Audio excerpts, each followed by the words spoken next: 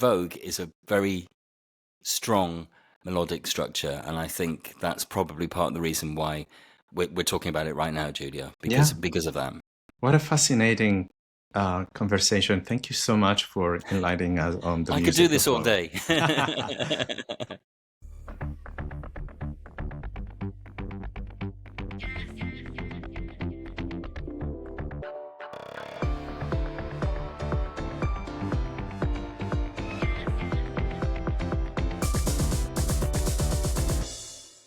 Ciao, everyone, and welcome to a new episode of Madonna Songbook, the podcast about Madonna's music, her immense songwriting and producing talent. I am Giulio Mazzoleni. I have been a fan of Madonna's music for so long that, like many of you, it's become part of my DNA. I worked in the music industry for 25 years. I had the privilege of working with Madonna herself. And last year, I decided to put out this book, which is about her music, her songs, 500 titles, all the stories behind them. I hope you are enjoying it. If you haven't read it, you can find it on Amazon worldwide or on the website link that you will find in the description. This podcast aims at discussing and discovering all about Madonna's creative talent. I'm getting great feedback from all of you, which makes me really happy and makes the work exciting. In each episode of this podcast, I take 2 songs from Madonna's repertoire of over 500 titles, as I was saying, and discuss them with a guest. We analyze these songs and then jump to a whole thematic playlist of titles of a similar kind. We've done the ballads, we've done the movie songs, the fun songs, and look out for more as I release a new episode every 2 weeks or so. I hope you'll enjoy this and join the discussion with your comments on YouTube, Spotify, Apple, Podbean, Amazon. Every audio platform and video platform will host this podcast, I'm sure. And if you want it to be on a platform you can find it on, let me know with a direct message. So, without further ado, let's take a journey into Madonna Songbook, leave all the chatter behind. Let the music take control. The subject of this episode is Madonna's dance songs. The 2 songs we'll particularly discuss and compare are Vogue and I Don't Search, I Find. They are 2 of many, many Madonna hits on the dance floor from very distant moments of her career, but clearly with something similar in their style and their content. Now, there are many songs that have become hits on the dance floor with their remixes, and you could go and listen to Finally Enough Love, the greatest hits compilation that includes 50 #1 dance hits from Billboard. But today we will go through some of the original songs intended as dance songs from Madonna. So for today's episode, I have invited a special guest from Wales, UK. It's Edward Russell. Hi, Ed. Hello, Giulio. Nice to see you. Thanks for joining me on this special episode. There is a very specific reason why I invited you to discuss Vogue. And essentially, it's because of your fantastic podcast that has been, as they used to say back in the days, seminal about music podcasts. In 2020, you started a great podcast called Inside the Groove, specifically dedicated to Madonna's music and analyzing in depth her music. I am forever indebted to that. I really enjoyed it. And I thank you for that. Also, before that, people may not remember, but you launched one of the first independent Madonna music websites. It was called Madonnarama, which is not the same of a recently live website. It was, I think, 2000 when you started it, and until 2003, 2004. It was definitely the most important non-official website for information about Madonna back in the early internet days. But let me introduce you better to our listeners, for those who know you for Inside the Groove and Madonnarama and might not know what you do in your life besides the Madonna passion that we are here to discuss. Edward began a career in the music industry almost 30 years ago, first in publishing, before becoming a music journalist. He's also dabbled with music production. And for the past 20 years, he's focused on TV and film drama. And he has recently started directing, which, congratulations, Ed, has been already awarded. But music remains a particularly hobby of his. Of course, the music of Madonna first. Again, thank you for joining me. And let's start with your Madonna experience, as I like to say. 2 questions. How did you become a Madonna fan? What struck you the most at first? I think I first heard Madonna's music when I was about 13 and Holiday was released in the UK. I'm sure I heard it on the radio, but I definitely saw her Top of the Pops performance in January 1984. I'm sure everyone watching this and listening to this has seen that as well. And my ears really pricked up when I heard Like a Virgin, and I heard about how she had been a drummer, and I assumed that she played those excellent live drums on that song. She didn't. I wouldn't say I became a proper Madonna fan until La Isla Bonita, Oh, which seems bizarre because obviously we had some really great songs in the meantime. But, that coincided with me being 16, 17, starting clubbing, maybe a little bit earlier than I should have done. And I was exposed to so much music. There was so much going on. And then when Like a Prayer came out, oh my goodness, I became utterly obsessed with that album and everything that followed. And I really went then back through the back catalogue. I knew all that music, but that's when I started buying 7-inch singles and 12-inch singles that had been and gone, just so that I had all the mixes and stuff. And of course, by this time, it was the beginning of 1990. And we all know what happened then. right. The crazy frenzy of Vogue that took the world by The crazy storm. frenzy of Vogue, but also, Blonde Ambition and Dick Tracy and Madonna. And that was a time when Madonna was the biggest star in the world by far. The most, probably alongside Princess Diana, the most photographed woman in the world. But in many ways, for me as a 19, 20-year-old, she was the focus. She was huge and she was enormous. Hmm.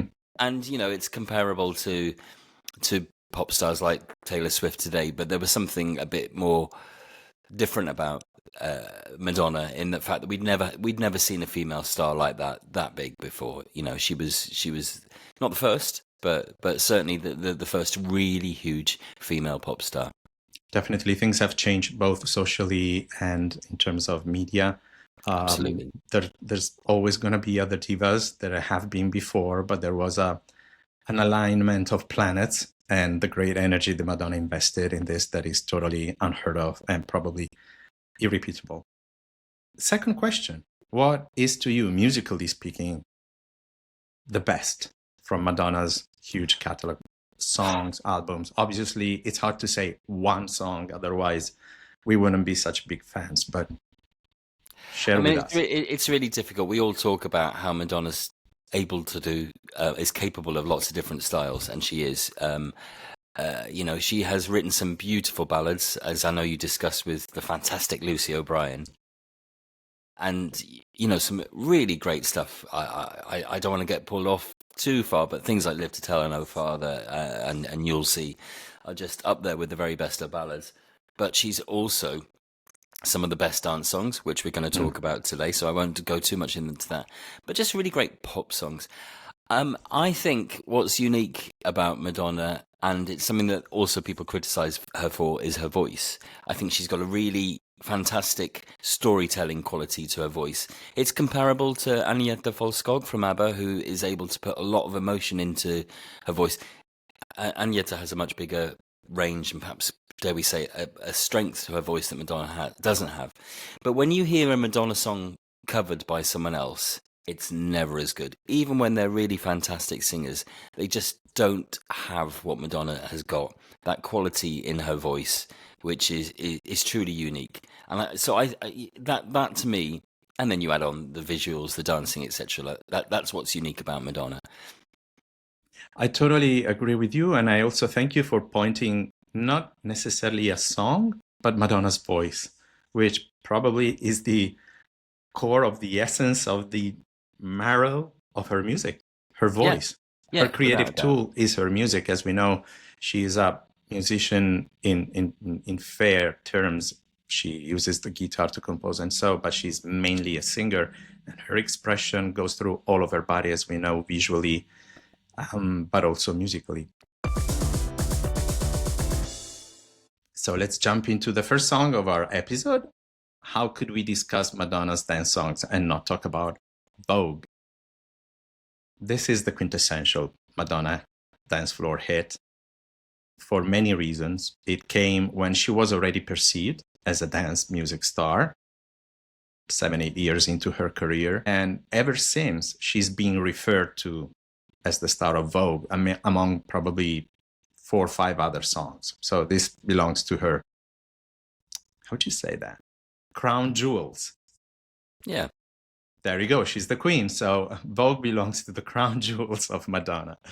A quick background on the song. Madonna was coming from the huge success of Like a Prayer. Actually, she was in the middle of the campaign of the Like a Prayer album in fall 1989. And crazily, while the album was still rocking the charts, she had already finished a new album called Unbreathless with songs from and inspired by the movie Dick Tracy, which would have been released the following summer.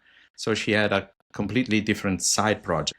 And all suddenly comes Vogue, which is a song completely out of that context for a specific reason. The label was asking Madonna for a B-side to add her to her singles. It was an experiment. And when you do experiments, you don't invest too much money. And the fun fact is that Shep Pettibone was given $5,000 to come up with a Madonna song, which is really nothing in the 90s because, as we know, tapes were very expensive, studios were expensive, and there was a lot of people involved. I joked in my book that probably the cost of Madonna's first class ticket from Los Angeles to New York to go in the studio with Shep Pettibone cost more than $5,000.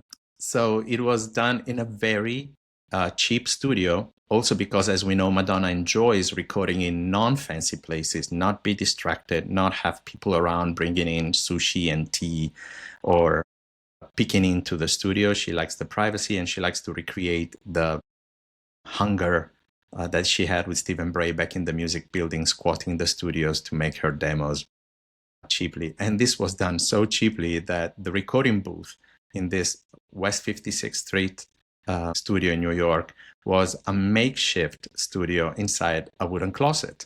And Madonna didn't complain because she was there to create. Obviously, the credits of these songs are mainly Madonna and Shep Pettibone. But as we've learned from Inside the Groove's very first podcast, which was about Vogue, there are many other people involved because Shep Pettibone worked with the crew at his studios, including Tony Shimkin, which was his assistant and would go on to get production credits. Junior Vasquez was also moving around in the studio. Go Hotoda, the famous Japanese recording engineer, was responsible for the editing, and other musicians. Ed, what have you learned about the creation of this song through your research? Well, Shep didn't start from scratch. He had some ideas, which, whether they were added at the point that Madonna stepped on board or beforehand, we can't be entirely sure. But certainly the basis of the song, its chord structure and its tempo, and to an extent its beat, comes from a remix that Shep had done of Janet Jackson's Miss Me Much. And if anybody listens to the Shep Pettibone version of that, they will hear instantly there's the string, the two alternating chords and the strings that open Vogue are there. And there are other little gimmicks that Shep has used in his various songs. There's a remix of a George Benson song which has an orchestral break in it, and that's in Vogue as well. The beat it's a straightforward house beat, but it's very similar to what Shep had already done in the Express Yourself remix, and it's the same tempo as well. There's a breakbeat sample. There's lots of different elements that he brought in. So Shep had been remixing songs since the early 80s and had become the remixer of choice, not just of Madonna, but Pet Shop Boys, New Order, lots of really, really big groups, a lot of British groups actually, despite its very distinctive New York sound. And it's true to say, we all know that it wasn't the first song about voguing to have been released. Malcolm McLaren famously had written a song called Deep in Vogue, which was on his late 80s album, which referenced lots of classical music as well, and it had that brilliant song in it. Incidentally, the singer on that song, Deep in Vogue, is called Lourdes. And William Orbit is a remix engineer on it, so there's a bit of a connection there. True. It wasn't a hit though, Deep in Vogue. It was known because it was on quite a big album. It was a hit in the UK the following year, but at the time it wasn't. It's important to acknowledge that she never said she had invented or discovered things. She was really giving visibility, and there have been some discussions about cultural appropriation, but it's definitely not the case, because Madonna gave a platform to that scene, to the gay scene, to the ballroom scene. Throughout her career, we know how she has endorsed all the rights of equality, and for any minority, especially the LGBTQ community in all senses. Recently, she's advocating for trans rights a lot. So definitely Madonna was shining a light on something that the rest of the world was not considering yet. Absolutely, and I don't enjoy it when people talk about cultural appropriation in that way, and accusing Madonna of it, because, you know, she, as you say, she shone a very bright light on that community. She also took dancers from that scene and gave them a huge career, took them on her Blonde Ambition tour, and gave them a career that they would not otherwise have had. In terms of what she did to the LGBT community, we could, there are not enough podcasts in the world to discuss that. But let's talk about Shep Pettibone, an out gay man who is probably a very rich out gay man now because of Vogue, let alone the other stuff. You know, it's similar things when people talk about her appropriation of the black community, etc. And I think we're very quick to judge these days. And I think we should be quicker to praise.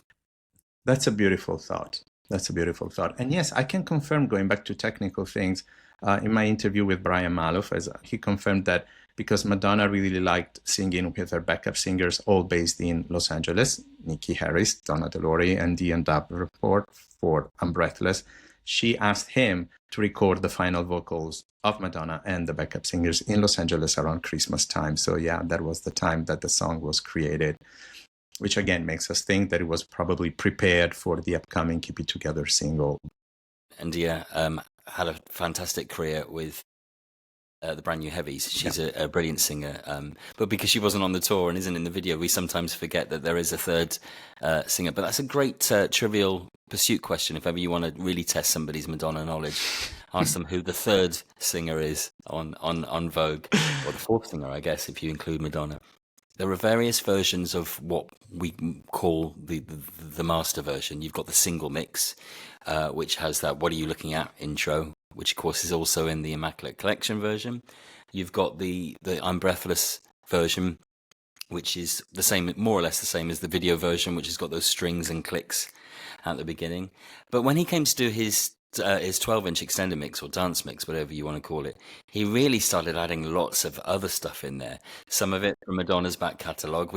I mentioned on my podcast about how the Lucky Star intro, that synth intro, is used in Vogue, in all the mixes actually, but slowed down. That was a great spot, Edward. I don't think anybody had noticed before you did. That was enlightening. It was like, oh wow. that was I don't know, I don't think I discovered it. I think somebody pointed it out to me many years ago, and I held that piece of information. So it's the same, but it's slowed down. And if you listen to it, if you get your record out and move it slowly, you can hear that. But of course in the remix they've also used a bit of Nile Rodgers' guitar from Like a Virgin, the bam bam bam bam. There is a lot of sections of the Unlimited Orchestra's "Oh, I Love It," Love Break, including the chant "Love Break, Love Break, Love Break." Now, quite famously, there was a court case much later where the writers of that song claimed that the horns in Vogue, the bap bap, were sampled from that, and that they had a substantial part of the song and they should receive royalties for it. I mean, that's possibly quite true, who knows, but the ruling was in favour of Madonna and Shep, and the ruling did not say that they didn't sample it. The ruling said that it wasn't a substantial enough use to warrant those people getting royalties. Exactly. Now, so yeah. It sounds very particular of that song. I think it's super identifying. If somebody dropped that sound, to us it would be like Vogue, but at the same time it didn't alter the nature of the song copyright. But there's bits of Love Break, and there's certainly inspiration from Love Break in the main version of Vogue. The strings intro is quite similar to what you hear in Love Break. The beat is very similar, but there's much more in that extended mix. There's also, now you'll remember, I can't remember. There's a vocal about "Move Your Body" or something like Yeah, that. I love that because for Yeah, ages I was trying to understand what Madonna was saying, and because it's really compressed and deconstructed, but she was recreating a song that I recently found, and it's "Do It to the Music" by Raw Silk, and the words are "So move your body right down to." That little yeah. clip, which is repeated the same in the song, but it's not a sample, it's Madonna recreating it. It's I think Madonna it singing it. Yeah, opened a window onto the way that she was experimenting in the studio. Probably Shep was like, these are my references. There's a lot of Philadelphia sound, there's a lot of Chicago house music. And they probably played records and they were like, okay, let's recreate this. Let's do that.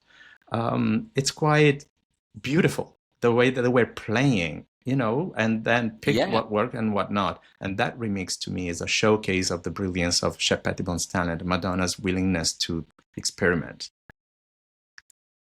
She must have felt so liberated in that former closet in West 56th Street. And, you know, Madonna has often talked about when she's songwriting, it's you know, really intimate. You're with somebody and you bare yourself in such a way, and you've got to be able to not be embarrassed to do stuff like that. And she obviously felt really liberated, you know, enough so that she recorded another album with Shep. Well, and another album after that we haven't heard, but that's a discussion for another podcast, I'm sure. I think it's a nice bridge with what you said with discussing the lyrics of this song, liberation. She was authentic in wanting to give light to this movement and seeing how young people were liberating themselves on the dance floor. The song is a celebration of the dance floor, which is, again, is why we picked it as the main song of this podcast. But it also had subtle, but not too subtle, not hidden, let's say appropriate for mainstream of the 90s, specific contents about the LGBT community. That song also became, you know, a testament of Madonna's battle for the rights of the community. And in the following years, she would do a lot. And following years, she would do a lot in terms of joining movie premieres and supporting charity events in order to shed some light on the issues of the LGBTQ community. But at the same time, it remains worldwide. I mean, equalitarian song for everyone to jump on the dance floor and express yourself. Yeah. Personally, to me, it was extremely important because at 17, I had a lot of energy in me, and a lot of teenagers have that. And some choose to go to do sports, some to drop studies and get to work because they like producing. I was quite a nerdy intellectual, but I felt this energy and this need of expressing myself. And I found it on the dance floor, especially because by watching her video, I was then creating my own poses and feeling encouraged to do it my own way, and found a way of being expressive of myself. And then obviously other kids on the dance floor were doing their moves, and it felt it's also very playful. There's nothing too serious about it, but at the same time, it's very important because it physically gave kids of a generation a way of breaking the rules of the traditional dancing. You know, we had those TV shows when you watched people dancing and at home you would try and replicate their moves. But Vogue was about strut your stuff, do it yourself, show us what you got. So it's extremely important. And obviously there have been other songs that have been more explicit about this, but nothing like that back in the prudish late 80s, early 90s. It was a very hot summer, 1990. Madonna was touring with Blonde Ambition. Like you said, it was a fundamental year where Madonna was the most famous woman in the world, definitely the most famous pop star. Her single was #1 in 30 countries and sold millions and millions of records. I bought many of those myself because I was an avid collector already back then. I have this special item here, a little picture disc, speaking of the UK market, because that's where it comes from. England was a treasure land for collectors, the poster edition, the special edition, the picture discs. I really enjoyed collecting them all, but I remember a lot of my friends buying even the Breathless album just because of Vogue, and then maybe going like, why there isn't any other music like that on the record. And I would explain as a consummate fan that I was ready, that it was actually the opposite. Vogue was a bonus track to a previously recorded album. Vogue is a very strong melodic structure, and I think that's probably part of the reason why we're talking about it right now, Giulio, because of that. What a fascinating conversation. Thank you so much for enlightening us on the music. I could do this all day.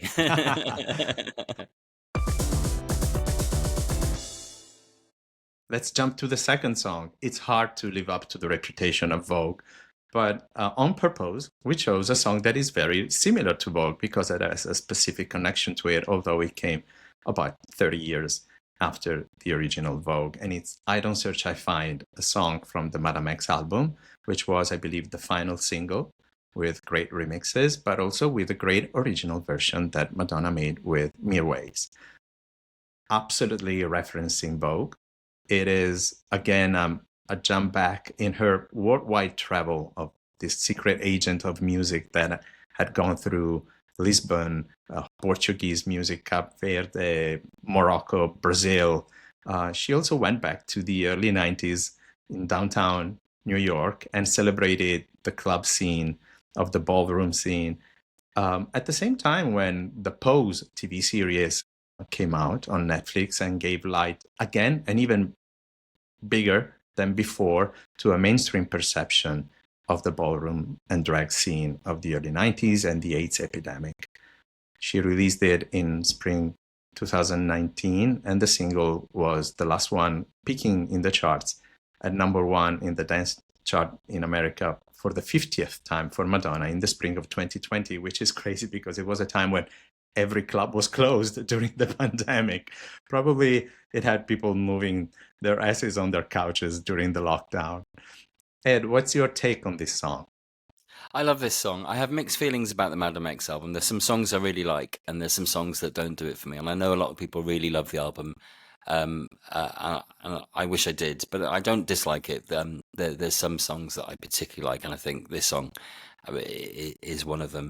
I'd almost like to consider what it would have been like as the first single release, because, Medellin is great and it set a statement, but I think if I Don't Search, I Find was first single, maybe that would have had a different impact. Who knows? A totally different campaign. Yeah, it happened many times in Madonna's career because her record are so diverse and have different styles that it's a very specific intention of the artist or the record company which direction to go. It's not that, you have the good song and obviously you go in that direction. Sometimes it happens like with music. But she could have also started the campaign with Don't Tell Me in the music album, which is similarly very good. So it's her choice most of the times. And clearly she had something else that she wanted to tell. Yeah, absolutely. And so it's not such a well-known track at all outside of the fandom. But yeah, I really like this song. I like that it deliberately references Vogue. And in many ways, it's got the alternating string chords throughout, which of course is something. They're very different chords to Vogue, but it's the same sort of idea. And it's got later on, it's got finger snaps in, and I think whether they're literally sampled from the multi-track tape or just using the same drum machine, I don't know, but it is the same sound. She did say that she sampled the originals. Oh, for she fun. did. Oh, that's really interesting. And of course, it's got the house beat. The house beat is a 4-to-the-floor snare kick. It's the dum dum dum, and then the snare has a little skip on it. So dum dum dum dum, and you'll hear that in lots of 80s house records, and you'll hear it in, of course, Vogue, in Deeper and Deeper, in Words, in Rescue Me, a lot of stuff that Madonna's done. And it's there again in Finally Enough Love. So, I don't think there was any, whether they went in and said, let's do a song that sounds like Vogue, or whether at some point there was a feeling of, this is a direction we could go in. I don't know.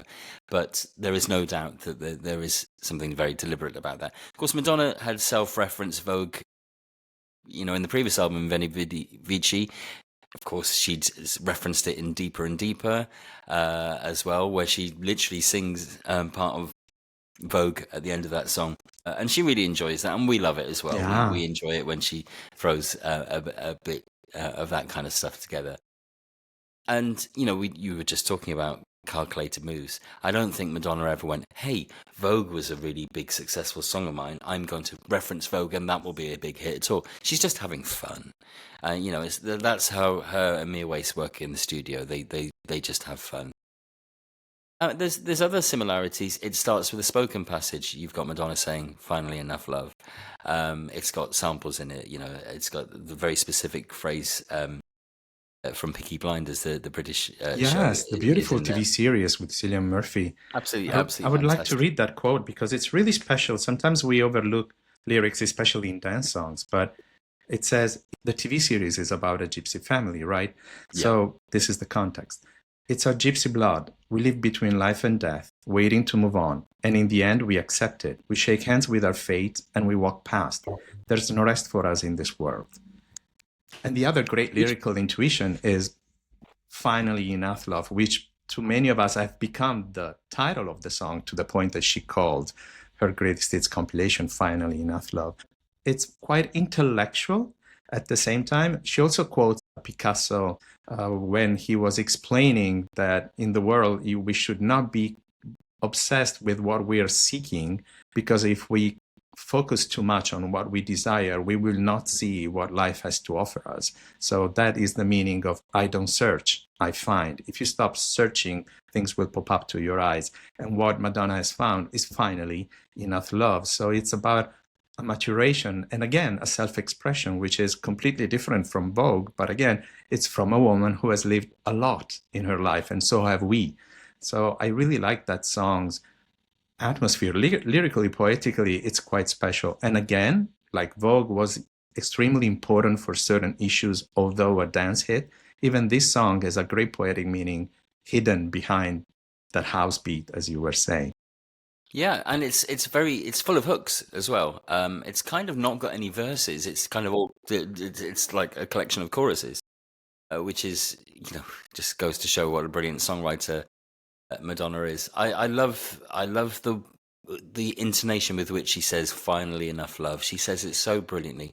I'm not the biggest fan of Madonna's acting, but there are something magic happens when it's on record. Even the way that in Vogue she says, "What are you looking at?" sounds absolutely fantastic. It's so urgent, and and when she says "finally enough love," we've all got different interpretations of that. I see Madonna surrounded by her family. Madonna has been on a search for love for her whole life. We know that's what motivated her. The death of her mother is what probably what created Madonna, prompted it. And she's been on that search. And I love to think that she's thinking of her family when she says that. And that's lovely to hear. I really love the live version because that look that she gave to the whole single campaign and the show in the performance in the Madame X tour of this secret agent going on, because searching, finding, again, an inspector, an agent looking around. There's this beautiful magazine cover that I treasure, Tattoo, a gay magazine from France, with this picture from the Madame X campaign that represents the single. I think it was also on the cover of the single with the variations and those beautiful Honey Dijon remixes. It all comes together pretty nicely, pretty fittingly, quite an inspired production. And I also like to mention the fact it was briefly in the Celebration tour in one of those interludes as a great, powerful rhythm. But also Madonna performed it on that crazy night party that she held in 2021 for Pride at the Boom Boom Club at the Standard Hotel in New York, where she was dancing on top of a bar and she was completely crazy. And she chose that song as probably a great dance song. Yeah. And the other thing is that this is one of those songs that quotes Madonna's Vogue, like you said. I really enjoyed the little hint of that in Holy Water, the song from the Rebel Ara album that she produced with Kanye West and Mike Dean. And they dropped in the rap, part of the rap, the same sample that she was using for the MDNA tour. And in the Rebel Heart tour, they mixed the two songs, obviously. And again, Holy Water had that infectious beat and drum bass. As a matter of fact, the theme music for this podcast has been created by a local artist here in Milan called Vergo, which I used to manage, a very dear guy. And he sampled ideas from Holy Water and Vogue and blending them together. And I think it came out pretty nicely. The other song that quotes Vogue, obviously, is Deeper and Deeper. And again, to confirm what we were saying about calculation and inspiration, Shep, while making the record in his diary, was saying that he turned to Madonna and said, I really like this track. We don't know which one specifically, but it's not Vogue, you know? He wanted to say we could achieve more. And Madonna was very pensive and said, you can never repeat yourself ever.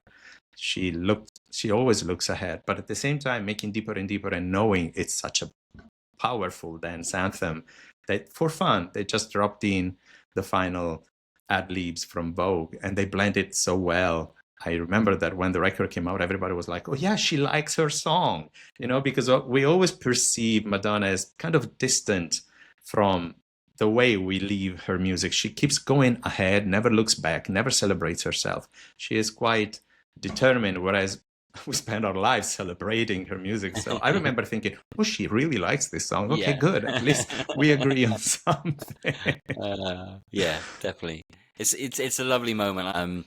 And of course, you know, it's got a legacy. We have to talk about Break My Soul, the Beyonce track, the remix, which, you know, very definitely is including parts of Vogue. And that's just great because I don't think Beyonce is bringing it to a younger generation. I think people know Vogue. I think young people know Vogue because it's such a big song, a bit like A Heart's Take on Me. It's one of those songs that's never gone away. Yeah. But that was an opportunity for Beyonce to give her version of the rap. And what's really interesting is that rap is, let's say it's all black people. Mm. It's all black icons and inspirations for Beyonce. But Madonna is in there as well. And this is it's a very strong and intentful moment where Beyonce is trying to dispel that. We were talking early on about accusations of cultural appropriation, and you know, I really admire her for putting that in there, and it's a great version. It's a great song anyway, but that remix is really good. It's amazing. It's just that it went to number one, the whole single, along with the remixes. Had Madonna been mentioned as one of the artists of that song, she would have had a new number one hit in America. But as they were sampling the original track, which she blessed, and she gave the name the Queen's Remix, because of all the names that Beyonce lists. And I think it's the ultimate example of how many times the song has been covered on TV, or included in shows, fashion shows, or even a movie like Devil Wears Prada, which was so iconic about sharing with the world what the fashion industry is about. It included, besides Jump, Vogue, for obvious reasons, because it's become a fashion catwalk soundtrack forever. So as I was saying, Edward and I have prepared a special playlist. Some of the playlists that you see on these or hear on this podcast are from my book, and you can find the links with the QR code in the book and the whole song list. But we have created a special one called, obviously, the dance songs. And I will read to you some of the titles. And with Edward, we will discuss some of these titles. Again, you can find them on Spotify. I will be linking the direct link to this podcast description on all the streaming platforms. So, Edward, let's go and see the songs that we have compiled. Like I said earlier on, there are so many, and we're trying to focus on the songs that originally were dance songs before becoming remixes, because we know that any Madonna remix will get people on the dance floor. The first, obviously, is Everybody. It's Madonna's first intention as an artist. She committed herself to creating possibilities of escaping the sadness of life. So songs like Everybody, Physical Attraction, Holiday, they were mainly her focus. She wanted to entertain. And then she grew in terms of her own perception and her own artistic direction. But it all started with Dance and Sing, Get Up and Do Your Thing, and Physical Attraction, a song that she obviously really likes, Although she has never performed it live, it was shortlisted for Blonde Ambition. It was included in You Can Dance. It was included in Finally Enough Love. She did sing it at rehearsals for MDNA. So that song recurs in her head and she prefers it to others very clearly.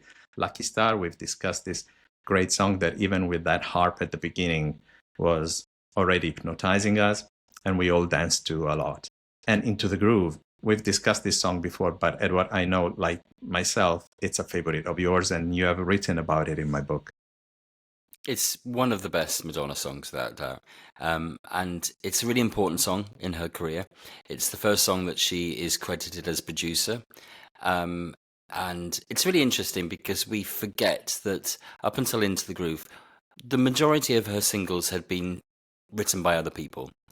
With the exception of Lucky Star, Holiday, Like a Virgin, Material Girl, Borderline had been written by other people, sometimes for her. And this was the first statement where she not only wrote the song, but she produced it as well. And what I particularly love about this song is its bass line. Now, Madonna has done some brilliant bass lines in her career, but this has got such a strong bass line. It's got the Oberheim DMX drum beat, very similar to Blue Monday by New Order, which is just repetitive and incessant. But it's that bass line, the bum bum bum bum bum bum bum bum bum bum bum bum bum bum bum bum. Ah, brilliant, and so inspirational. And here's a little thing. The Pet Shop Boys did a song a couple of years later called Paninaro, an Italian reference, and it's not the same bass line, but it's very inspired. So it's bum bum bum bum bum bum bum bum bum bum bum bum bum bum bum. Very, very similar. There's no doubt whatsoever that it was inspired by Into the Groove. That song includes some timpani drums, dum dum dum dum dum dum dum dum dum, which later Stuart Price put onto I Love New York.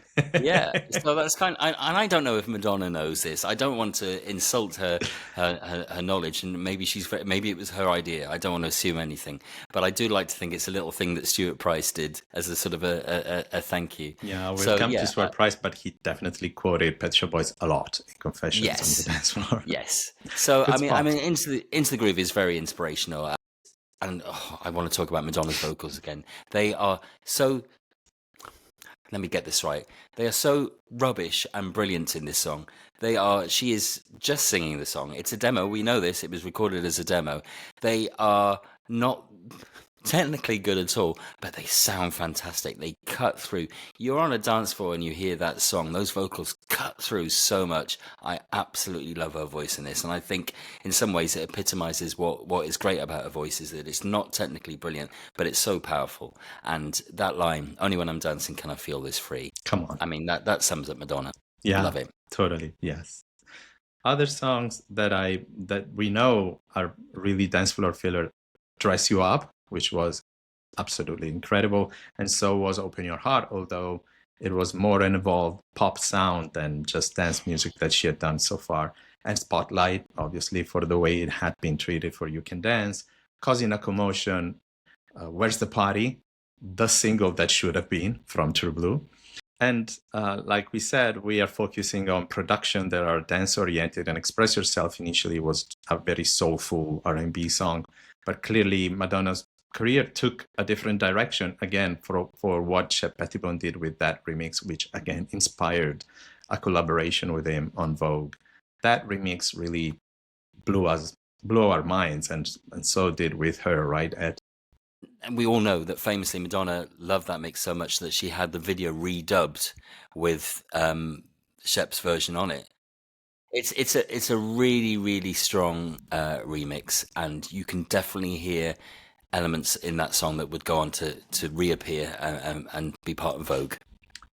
And all the following songs that she did in the pretty much 2 years after that, including Rescue Me, again, a very big song that could have had a huge potential, but definitely worked in the dance floor, on the dance floor, and Deeper and Deeper, we have mentioned before. Fever, another great accidental intuition the Madonna and Shep had very late in the process of creating Erotica.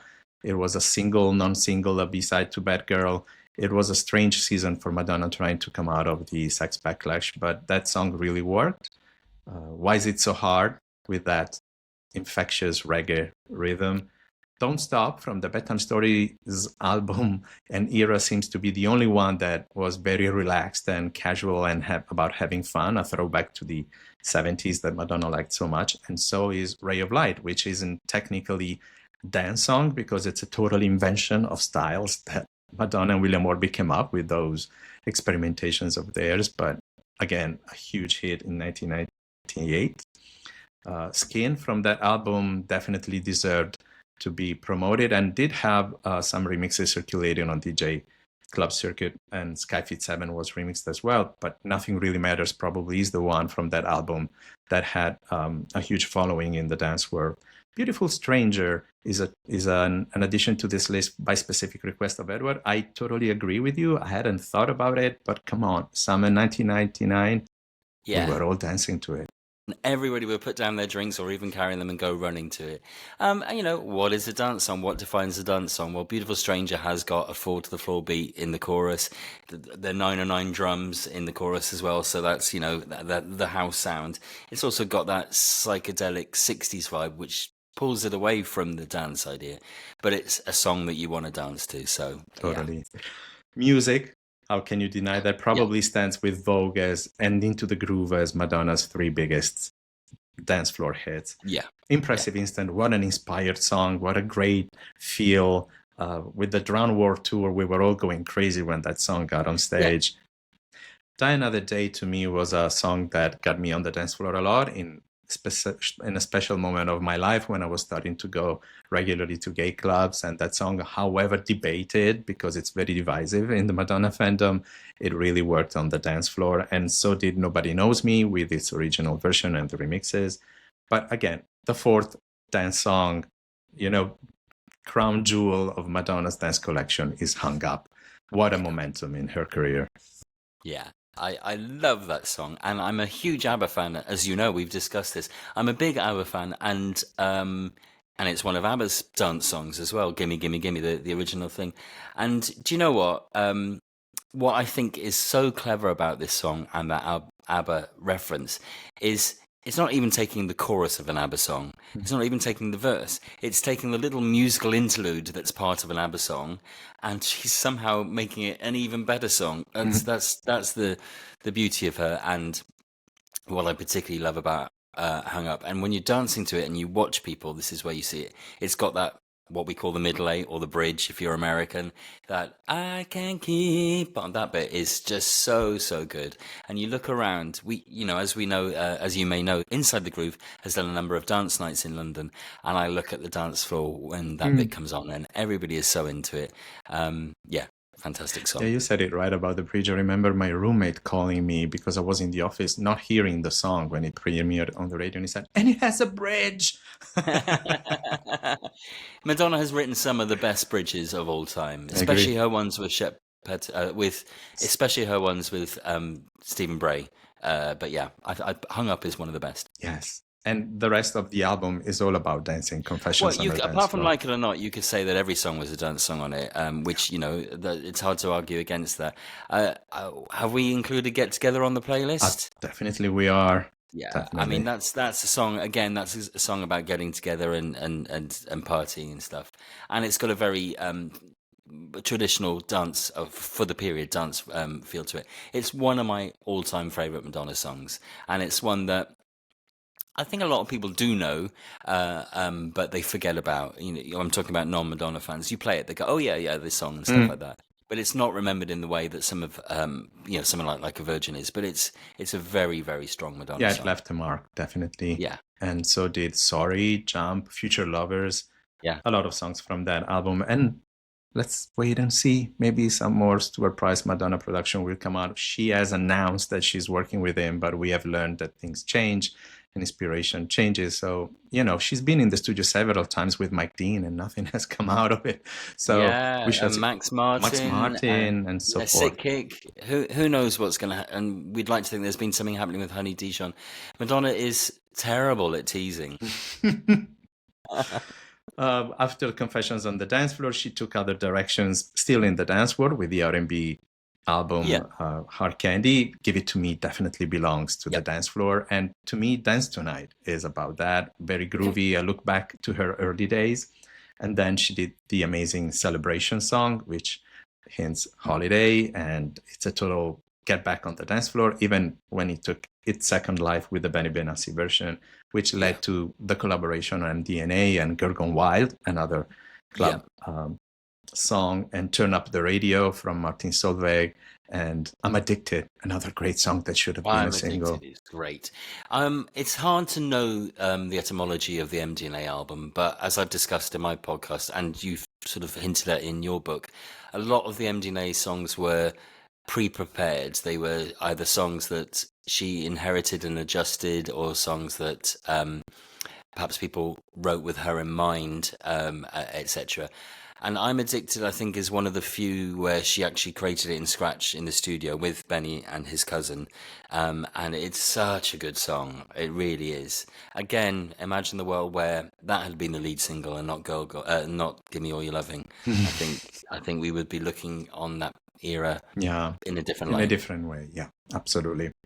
Living for Love, Beach and Madonna from the Rebel Heart era are the two ones that stand out the most for getting on the dance floor. And from Madame X, there were a few experiments, like we said. Besides I Don't Search, I Find, we have playlisted Medellin for obvious reasons.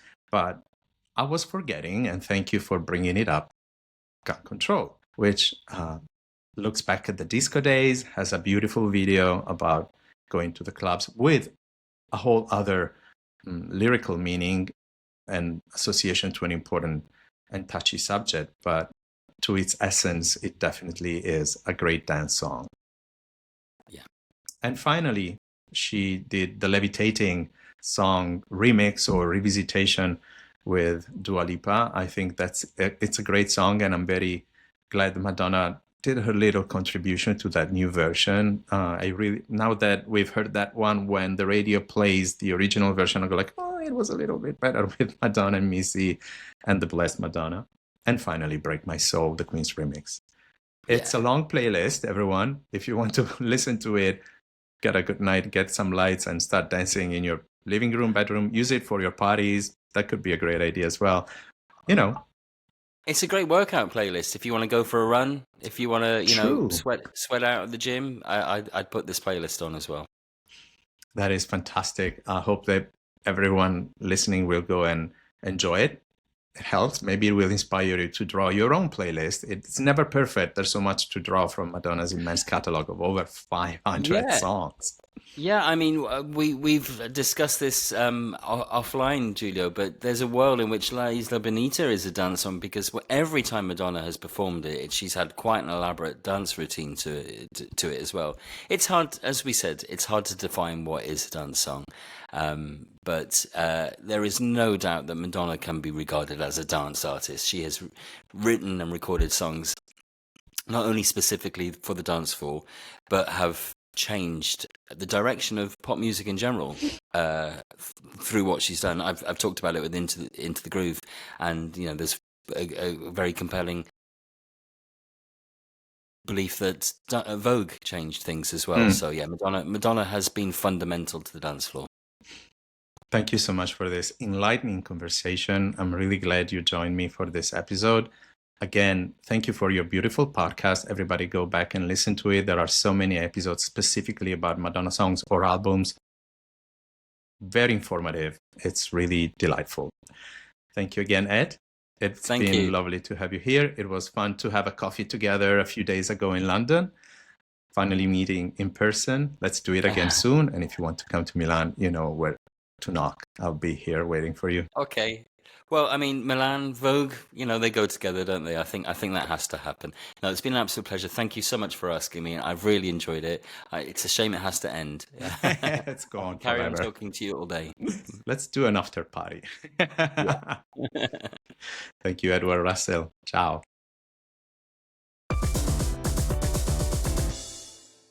Wow, what a great conversation. I really enjoyed discussing these songs with Edward Russell from Inside the Groove. A beautiful insight into Madonna's dance songs. Vogue being the biggest one probably, and all the others that we have playlisted for you. Once again, you can find them on Spotify under Madonna Songbook. And please remember that everything we discuss about has already been discussed in detail on 700 pages of Madonna Songbook, the book that you can find on Amazon in the world, mainly in Europe, Canada, Mexico, and Japan.